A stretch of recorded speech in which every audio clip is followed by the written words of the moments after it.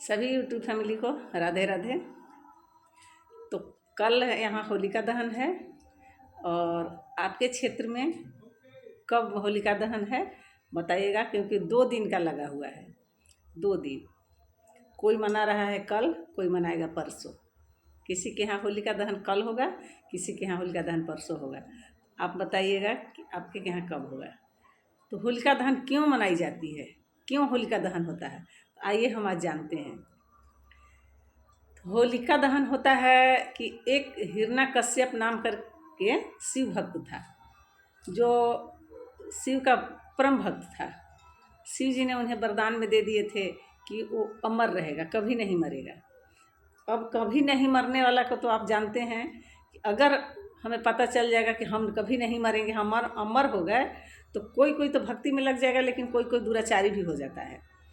तो हिरण्यकश्यप जो था वो दुराचारी हो गया, भगवान को नहीं मानने लगा और बहुत उपद्रव करने लगा। तो उनका एक बेटा था प्रहलाद। तो प्रहलाद थे से भगवान के भक्त थे, परम भक्त थे। वो 5 साल की आयु से भक्ति में लीन हो गए और हमेशा भगवान के नाम का भजन करते, कीर्तन करते, उनका गुणगान करते। और ये बात हिरण्यकश्यप को बहुत गवार गुजर रहा था। वो नहीं मानने के लिए कह रहा था कि मेरा नाम भजो, हिरण्यकश्यप का नाम भजो।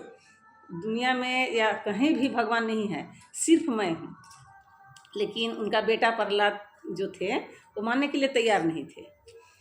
तो एक बार उसको बहुत तरह से मारने की कोशिश किए। उनके पिता हिरण्यकश्यप बहुत मारने की कोशिश किए, उनको पहाड़ से नीचे गिरा दिए। फिर भी उनका भगवान के भक्ति इतना अति था कि कमल के फूल पर गिरे, उनका मृत्यु नहीं हुआ।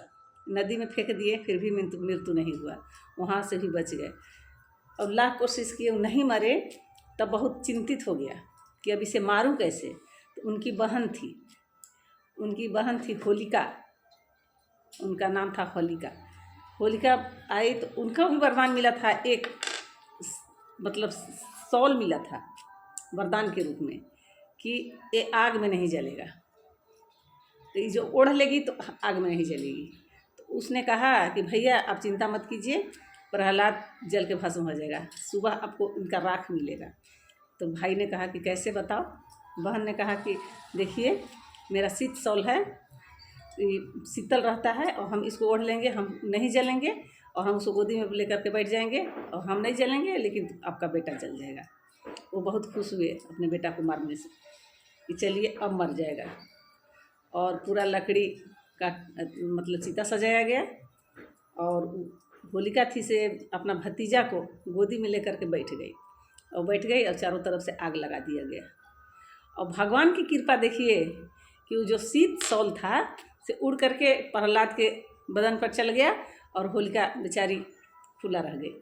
होलिका जल करके भस्म हो गए और प्रहलाद जी जीवित रह गए।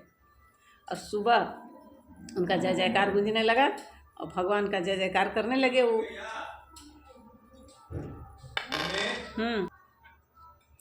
उस दिन से आज तक होलिका के नाम से हम लोग के यहाँ होलिका दहन होता है। इसलिए कहते हैं कि अच्छा कर्म कीजिए, अच्छा कर्म कीजिएगा तो भगवान के भक्ति में लीन हो जाइएगा।